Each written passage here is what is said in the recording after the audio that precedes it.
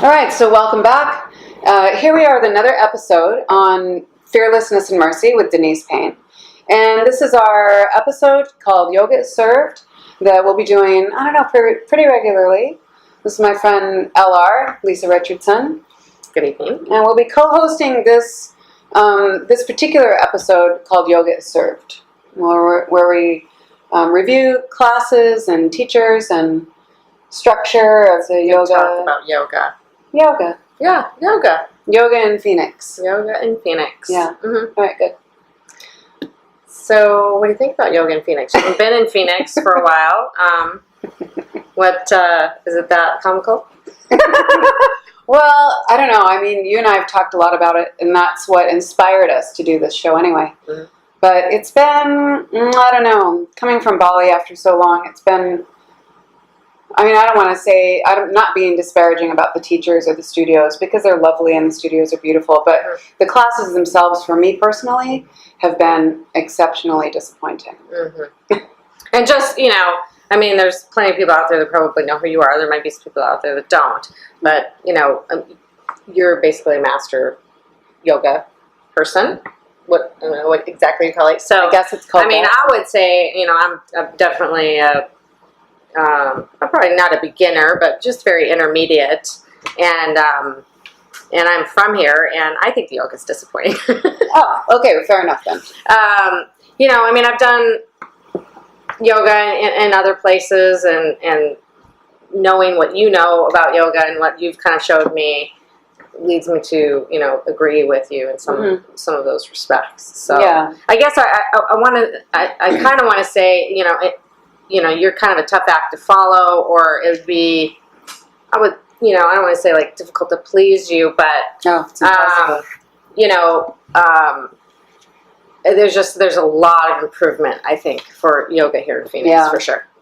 Yeah, and it isn't that I'm hard to please, but I mean, like, I joke about this a lot with people, and I say this all the time. I say, you actually do not want me in your class because I'm not a good student, and I think just because of doing teacher trainings for so many years now, and always looking for ways for teachers to improve, that I can't just show up and take a class. Sure. That's my own problem. Sure, yeah, I'm sure that's hard for you. It's hard. Can't I just go to take a yoga class? Yeah, because I want teachers to be better.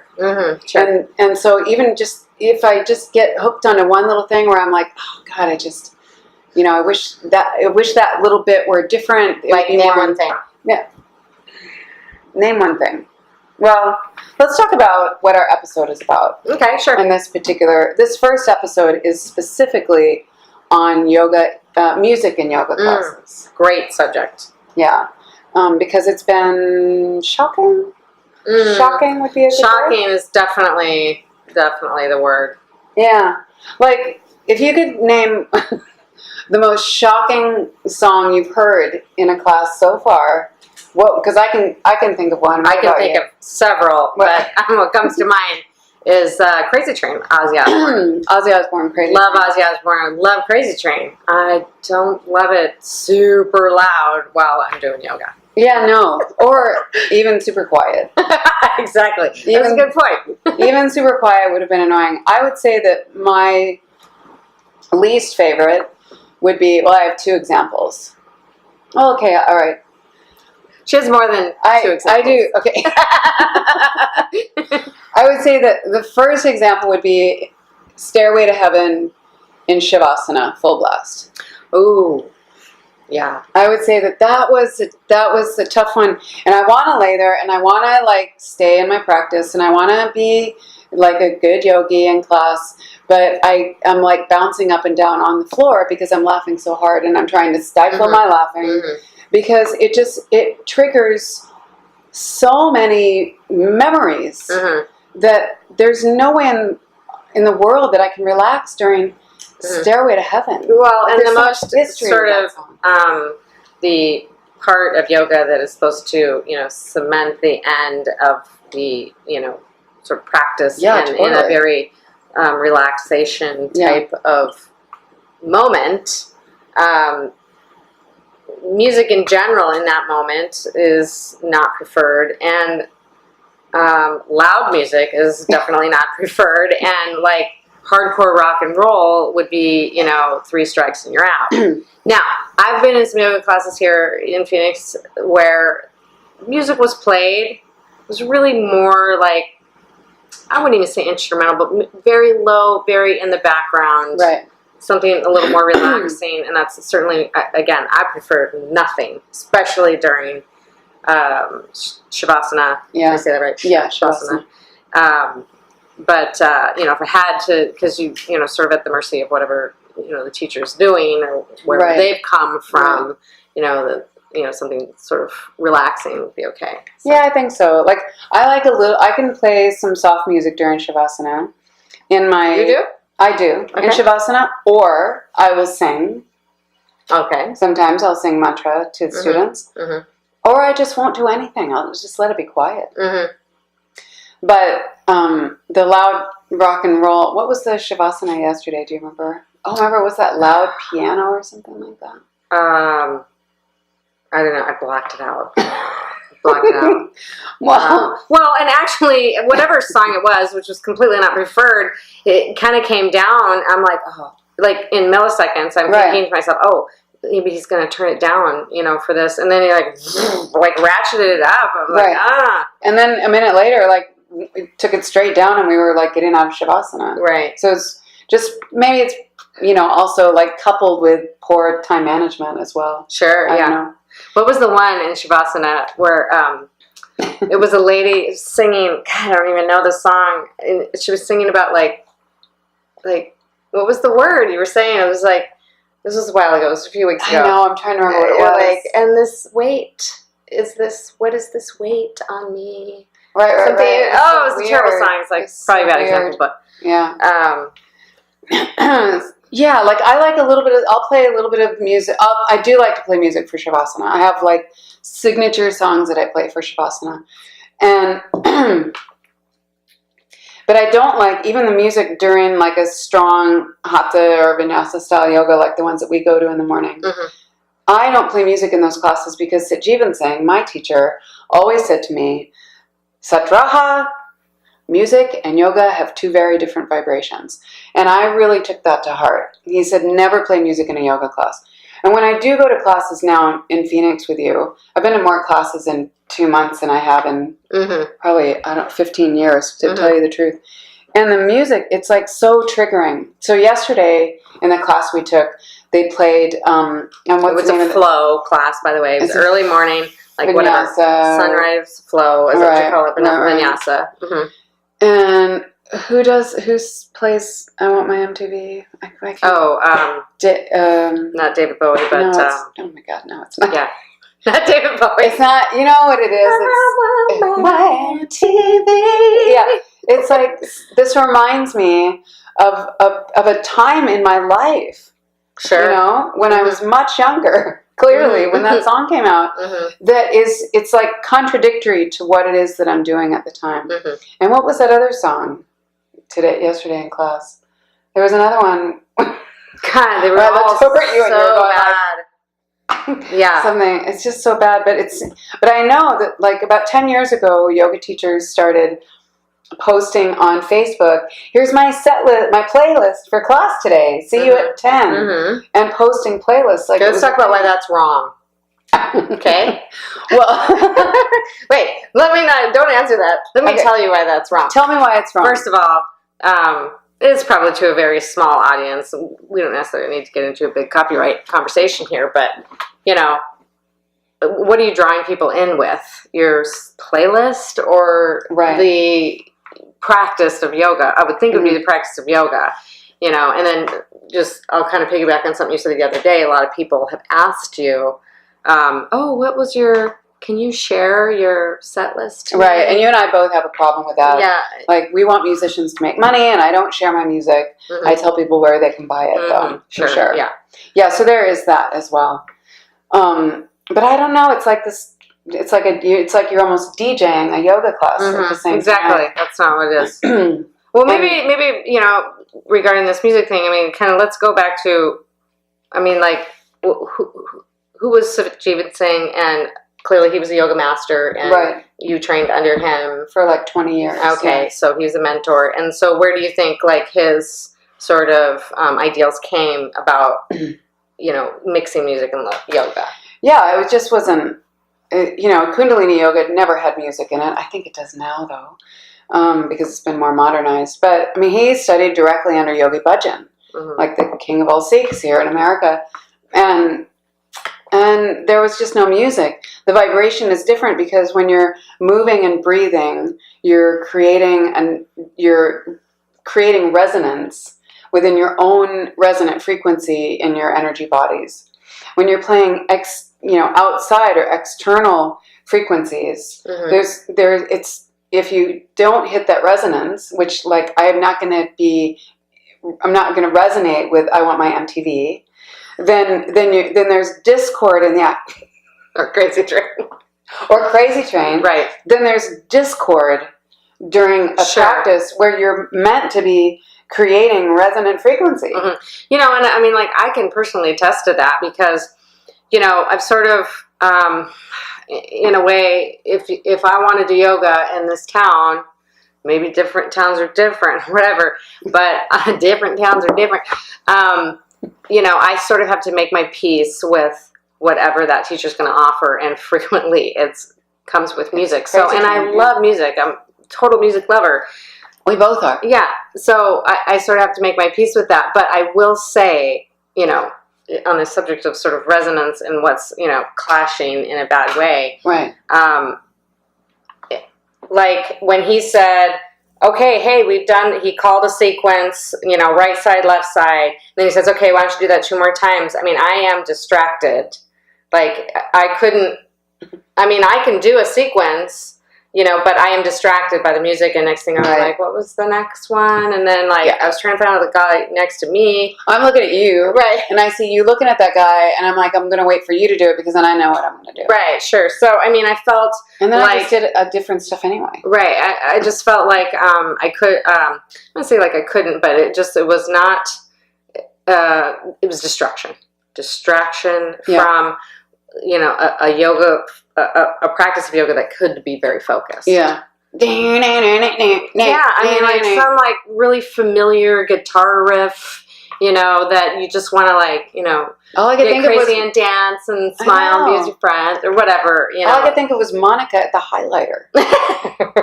That's all I could think of. That's all I could think of. Let's see. Okay, so the MTV song, when I was young college students, I babysat for a family, and it was a really popular song then, and the little kids loved that song, and that's who I think about when I love my MTV. Yeah, and I thought of the cartoon video that they had. Dire Straits. Thank you. That's what it is. Yeah. Dire Straits. And which all the fans are like, Dire Straits. Dire Straits. Right. All the fans. Yeah, the fan fans. Yeah, and it was just all I could think of was Monica at the highlighter in her white outfit and white shoes. She had these big white high heels that she wore. So it's discord. There's no way to create resonance. And yoga for me is really about resonance and aligning those sacred energy chambers in the body. And So I should say recently at the same studio, of course we're not naming the studio, but recently not this at time the same anyway. studio, there was a substitute for a class. I didn't know it was going to be a sub.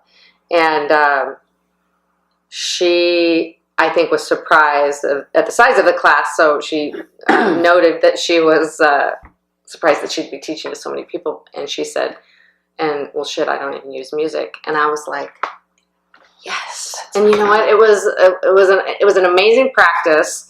It was over. Like, I couldn't believe it was time for it to be over.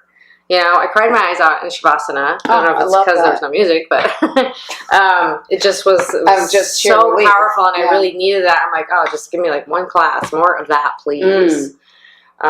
So who was she? Her name was Mary. Mary. She does teach at that studio, but then again, she's during the daytime hours where I work. Right. We go to 6 a.m. classes because it's the only time she can go. And I'm not going by myself. She is tomorrow, though. Oh, yeah. Well, but the reason I can't go by myself is because now I need my friend there so that when we leave class, we can have this conversation, because it's really become an important part of my practice. Sure. Because quite often we've walked out of a class and I have to ask you, did you like that class? And we kind of check in, because I don't know if I'm going to like anything. I don't know. But sometimes you've actually liked it, and then I hear her, and then I learn, and I'm more receptive to it. And I go, oh, okay, great, you like that, and that helps me be a better student. So I appreciate that. So, but back to the music thing. I mean, why do you think yoga? I think yoga teachers use music as a crutch. Why, I mean, I guess why is that okay? Who taught them? Who's saying that music is okay? But whatever teacher training they went to. I have no idea, because I never played music. I just did a teacher training. I just got back like 4 days ago from a teacher training. And I think 3 times in Shavasana in 30 days I played music.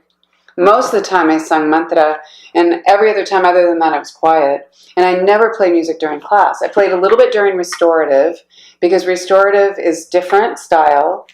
And I play very soft, instrumental, low. Nothing's going to trigger a student, hopefully. Same in yin yoga. When I teach a yin yoga class, I play very, very quiet instrumental music that just is kind of background noise that's slightly uplifting. But I don't know what teacher trainings are helping people figure out what their playlist is. And it seems interesting, because it is totally like people love their playlists. I mean, I don't know. It's almost like they're creating it's entertainment. And honestly, as a yoga teacher, I'm definitely not there to entertain you. I want to get the work done. Yeah, it's and work. I want you to earn shavasana, and then I want you to roll up your mat and go be in your shit, or in your transformation, or whatever you're going through. Sure. But I'm not there to entertain you, and I don't want to take people out of their practice by playing music, by playing my favorite song, which may or may not be Crazy Train. I don't know. But if I play it, then I know that I'm taking people out of that yoga practice, which is really about union and unification. I mean, this was a while ago, before you moved back and all that, but I was in a class. It wasn't hot yoga. It was, I don't know, some sort of flow, young teacher, female. And some song came on that was really kind of gross and annoying, and she turned it up really loud, and she said, "This is my favorite song." Well, how about the teacher yesterday? I was like, snapping. Do you remember that? Yes. That's a regular thing with him. A song comes on, and he's like, he wants to get to it and go super into it. Yeah. Yeah, it's interesting. There are studios in this town that don't play.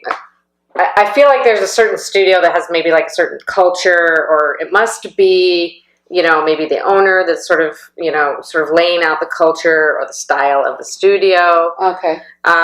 Because all the hot yoga. Right, bunny ears. Hot yoga specifically has the really loud music. Oh. Okay.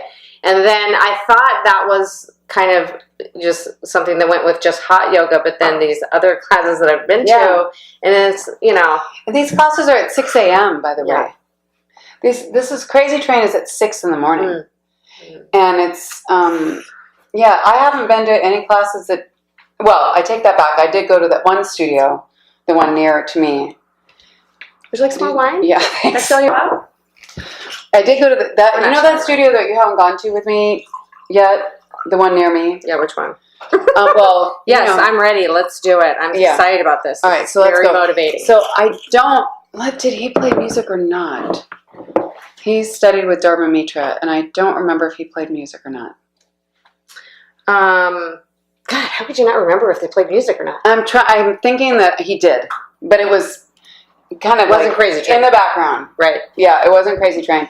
It was more like something innocuous in the background or something. What was the other studio that we went to over there, kind of a little bit west of my house? Gal. That one that we went that did that to me? That one? Did she? That's a Denise whole. does not like to be touched. That's another. That's another episode. That's Do another. not touch her or adjust her. Hold on a second. You can adjust me as long as it's not creepy. Right. Yeah. Or if you're pushing I don't me mind. over. I feel like, well, I've never had a creepy adjustment, but I've never had a creepy adjustment, but I'm just That like, was oh wow, creepy. someone's touching me. That's nice. Yeah. Well, you saw at the place we went to Right. yesterday when he's adjusted me Mm. and almost pushed me over. Two separate occasions. So that's a whole nother episode right there. Yeah. But That is another episode. What was the place? That'll be the Me Too episode.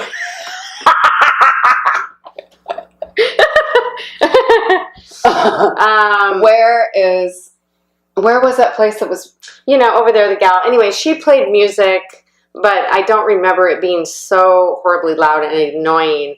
And but she said that other thing, which this could be another episode as well. She said something like, "Come on, mamas and papas." Oh, you loved her. Oh, yeah. That. She's like something like, "Get it, mamas and papas." Yeah. That's a whole nother. That's a whole nother episode. The pronunciation, the what's the other one? Where they say sits bones.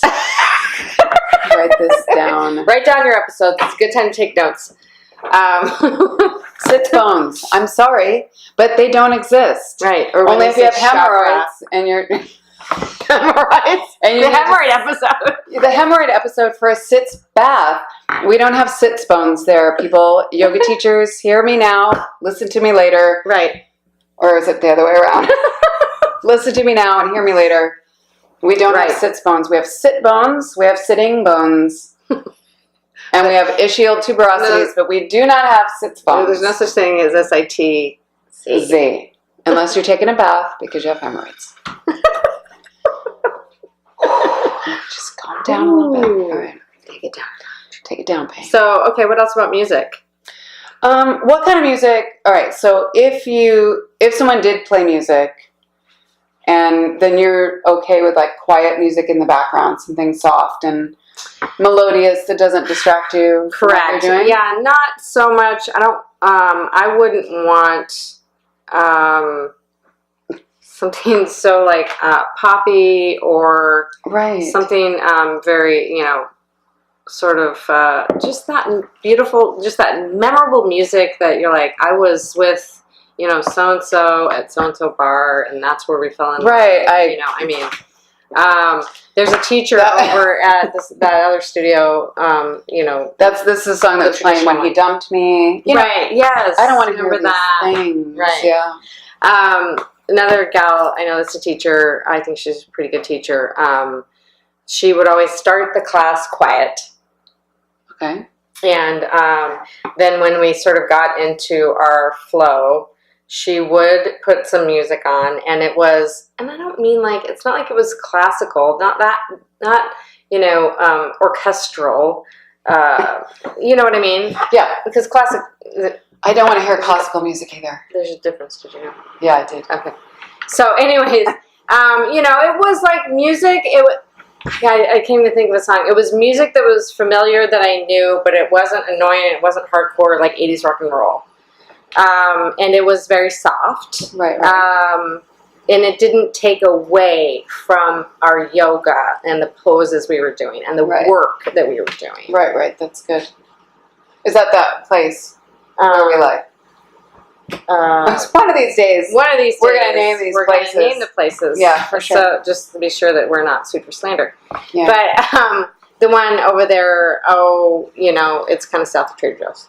Yeah. Yeah. So the one that we like. Yes. Yeah. Yeah. Okay, good. It's very traditional studio. Yeah, the place that hopefully they'll put me on the schedule one day. That would be so great. I think they it'd be have awesome. no idea. It's hard. Hey, it's hard to break into this Phoenix yoga scene. Let me tell you, they've got it tightened down. It's tight. They're like, yeah. Denise is like a freaking master, and she can get a goddamn teaching job. I can't get a gig. She and you've tried. No, she does some traveling, so I could see how maybe like a studio doesn't, want to hire you. Yeah, it's true. On a regular, and they don't know who I am. Sub list. Well, the sub list. But here's what I'm seeing is that these studios have their own trainings, and they train their teachers there to teach a certain way, and they probably they have all the same format, a different episode, and so they can't just have some yahoo like me walking in who's been like a rogue. I'm like a rogue. I think we might need to edit that out. I'm just kidding. Okay, sorry, drink some more wine. You were saying Yahoo what?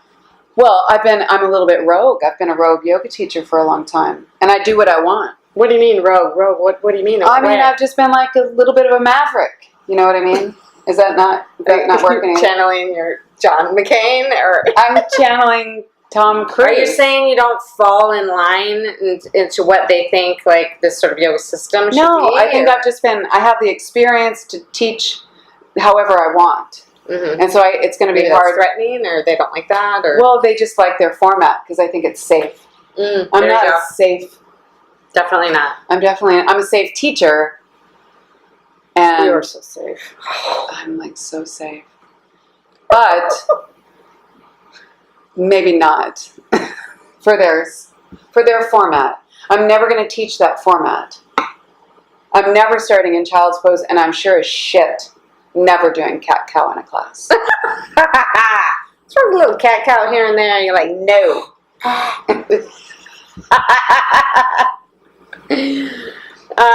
Okay. Yeah. Hey, nothing wrong with that. You just need to connect with, a yoga studio owner, Right. that wants to branch out and or take a little bit of a risk. Exactly. I mean, let's face it, it's a business. Each studio, I mean, I respect that. I owned studios in Portland I get it. I totally get it. So, and then, what was so great about my studios is that every teacher was different. mm-hmm. And that's what I like. But it's not like that anymore. Mm. They kind of want everybody to be the same. Maybe. I don't know. We'll keep investigating. Well, I don't know if there's styles of yoga that are not the same. So I can't imagine that a teacher or a yoga studio owner would want that. Yeah. I mean, look at the gal Mary over there. She's very different, doesn't use music than the guy that teaches on Sunday morning. Fair enough. Fair enough, yeah. Well, we'll keep you posted. And if you have any questions about music and yoga, we're your gal. We're your resource here. Yeah. If you're looking for any real estate. Or is there something we didn't cover? You've got some comments, some good stories. Hey, post your favorite non-requested song during your favorite yoga class. Yeah.